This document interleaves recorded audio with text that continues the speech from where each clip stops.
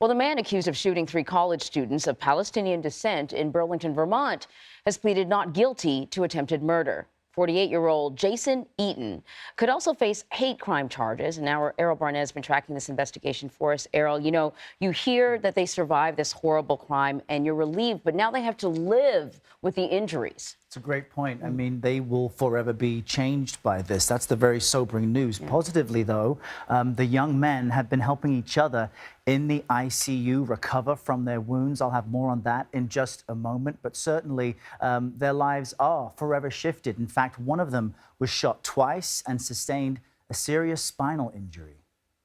This horrific, unprovoked attack was a tragic violation of the values and character of this welcoming, inclusive community. Burlington's mayor joined state and federal officials Monday in condemning Saturday's shooting. Although we do not yet have evidence to support a hate crime enhancement, I do want to be clear that there is no question this was a hateful act. The suspect appeared in court by video for the first time. Are you Jason Eaton? Yes. Facing 3 counts of attempted second-degree murder and being denied bail. Police say 20-year-olds Tassin Ahmed, Kanan Abdal Hamid, and Hisham Awatani were walking down the street speaking a mixture of English and Arabic when the suspect stepped off his porch and fired 4 shots, striking all 3 students. On Sunday, ATF agents stumbled upon the suspect as they knocked on doors at the scene of the shooting. According to an affidavit, he told the officers, quote, "I've been waiting for you." Police found a .380 semi-automatic pistol and a loaded magazine in his apartment.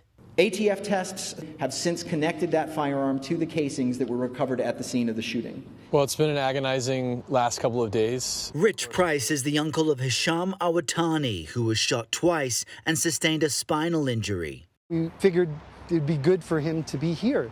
It would be safer for him to be in America. Radi Tamimi's nephew, Kanan Abdal Hamid, grew up in the West Bank. We feel shame and betrayal almost in the sense that we sent him here and something so tragic occurred.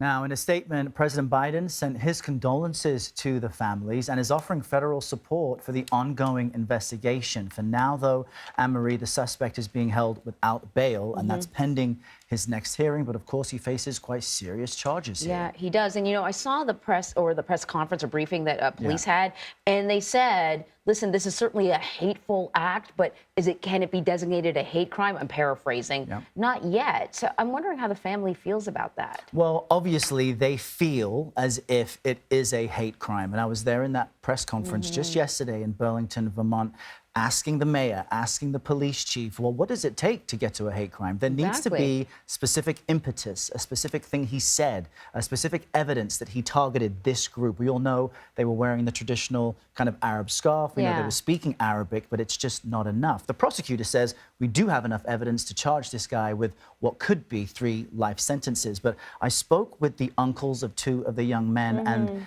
the family's coming together. They've got more people traveling to Vermont today. And here's what he said about what Palestinians in the country and around the world are going through.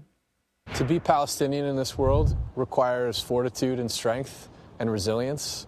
And what I've witnessed from these young men in the last 36 hours shows me that they have those and more. And I'm confident that these 3 young men are going to go on to do great things. And, as Roddy and I have talked about, portrayal of Palestinians in this country is often quite negative. And while Rich himself is not Palestinian, he's married into the family. They're all talking about this.